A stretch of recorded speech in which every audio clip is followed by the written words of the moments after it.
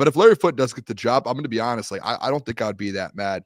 I think Larry Foote would be very good at that position. Like, everything I'm reading today on Twitter, as this is all coming out, it's like, obviously we're not that involved in Tampa Bay, their season and what they're doing defensively with guys like Larry Foote and their positional coaches.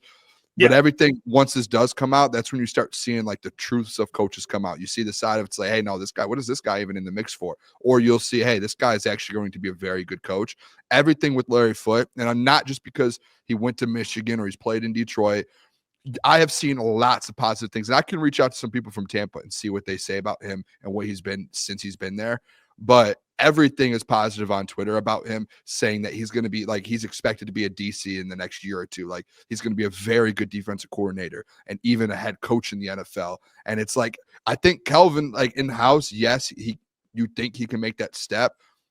But if there's a guy like Larry to where it's like everyone in the NFL world thinks that he's on that level of becoming a head coach in the NFL, like that's what you're trying to fill your coordinator positions with. And if you feel comfortable enough to do that with a guy like Larry Foote, and it's like, boy, it's like, and as much as it sucks for Kelvin Sheppard, it's if you can add another guy like that to your staff, like you're not going to kill Larry Foote and say, hey, take over the linebackers position and we're going to move Kelvin up. No, Kelvin's not ready. You keep Kelvin at the linebackers position and you add Larry Foote and you get both of them next year in the same room working with each other. That's like another leg up. Like that's better than just moving Kelvin up and not even getting Larry Foote. So if that's the kind of thought process that Dan's having, and you tell Kelvin like, hey, Larry's going to get a job as a head coach in the next 2 years, like he is on that trajectory, you're the next man up. And it gets Kelvin even more experience and even more and more. And he can even see a guy like Larry Foote, who's in the position he's in.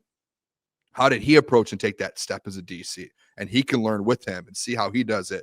And then Kelvin's the next man up. So I think honestly, like, I know it's like I don't really want a rookie DC, but if I think Larry Foote would actually do a good job. Like I truly do. And coming from a Todd Bowles, like he's coming from a head coach, a defensive head coach, and Todd Bowles, who has been very good in his career. One of his like top guys too. Like like right hand guys and like the big time guys. So I do think he would be a good DC. I don't want to completely put that out of the picture and say no, he wouldn't. No, I think he would actually be very successful. I don't think he'd be bad. I would just definitely prefer Kelvin. Like, there hasn't been a thing coaching-wise that I've been disappointed in with Kelvin Sheppard at all. Like, I think if you look at the development at the linebacker position, it's been the most significant out of any position group in this Detroit Lions defense. I mean, Aiden Hutchinson, obviously, on the defensive line. I mean, Ali McNeil's developed a little bit, but you look at that linebacking room, I mean, they're not turning into Pro Bowlers and all pros, but you look at Alex Anzalone, what he was before he came to Detroit. Jack Campbell, the one that really I was like, okay, Kelvin Sheppard could definitely be the defensive coordinator is Malcolm Rodriguez, the 6th, 7th round pick out of Oklahoma State and had a rookie tackle year with 99 tackles, and he just looked fundamentally sound. You look at Trevor Nowaski, you look at Ben Neiman, constantly these guys are just thrown in the linebacking room, and yes, they give up plays. Like when you look at Jamal Adams on Josh Allen, well, what do you think's going to happen? But when you look at how Kelvin Sheppard has just absolutely developed all of these linebackers, he hasn't done anything wrong. And you've seen how glued he's been to Aaron Glenn's hip. The mentality, the accountability would stay the exact same. And there's nobody on this defense outside of maybe Deshae Townsend that knows these players better than Kelvin Sheppard, especially on that defensive line. So Kelvin Sheppard, I think, would be the move before Larry Foote. I wouldn't be disappointed, but it'd kind of be one of those things where, okay, obviously Kelvin's just not ever going to be the DC, because if I'm Kelvin Sheppard after Larry Foote leaves, like, why would I, like, if I'm getting you would looks, take like, that job. Possibly, but it's one of those things where if he becomes a hotter candidate, like, I would go elsewhere to be a DC after. But if you get the opportunity to be a DC in Detroit when Larry Foote gets a head coaching job, he would not turn that down. Possibly, like, he wouldn't. Possibly.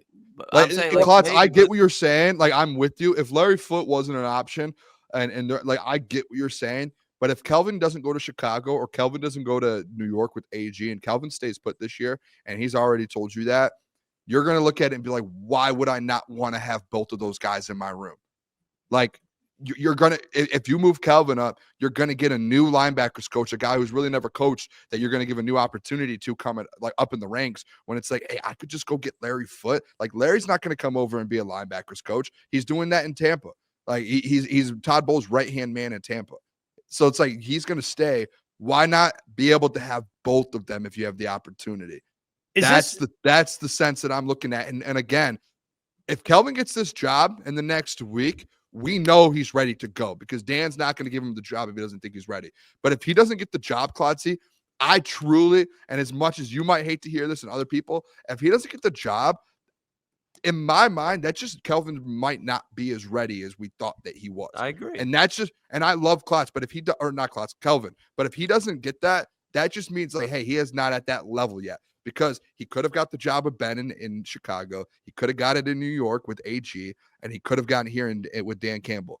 If he doesn't get any of those 3 DC jobs, he's probably like, hey, we need to get him going more. Like we need to develop Kelvin more. He needs to take that next step. Yeah, Steve Wiles does get a little more season. Yeah. And I don't think it's a bad thing. I think it's like, dude, you still have him as your linebackers coach. Like that's like, and you get Larry Foote. Like you have 2 elite linebacker coaches in there now, and you have an elite future DC and head coach in Larry Foote. Can I add this too? 2 things. One, no, we've seen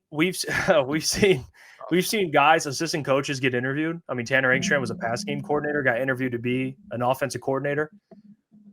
We haven't seen Kelvin Sheppard get interviewed for anything, right? Deshae Townsend, the secondary coach. So I'm not saying he'll never be qualified, but I tend to lean that way of like, maybe he's just not ready. You know, maybe it's like the AG in the fan base is like trying to make him ready, but I don't think I don't know if he's ready. And I'm still, that's why again, I still want an experienced DC. So I'm still, if Dan gives him the job, then in my opinion, that's like, okay, I think we're confident to say he is ready to go. But if he doesn't get a job with any of those 3 places where he's connected very well, like he just worked with AG for 3 years. If AG, like maybe AG wants an experienced guy, but like, again, that's a great spot for him to start. Chicago, great spot for him to start. Yeah, Ben was going to wants to take Hank Fraley with him. He's never. None of them. Why isn't Kelvin getting those looks? Like that's my. It's just a little odd to me. Hey, what's going on there? It's Jeff Iafrate. Appreciate you for finishing the video. You can check out one of the videos here suggested, or show support by commenting, liking, and subscribing. And buy your merchandise. officialctsports.com.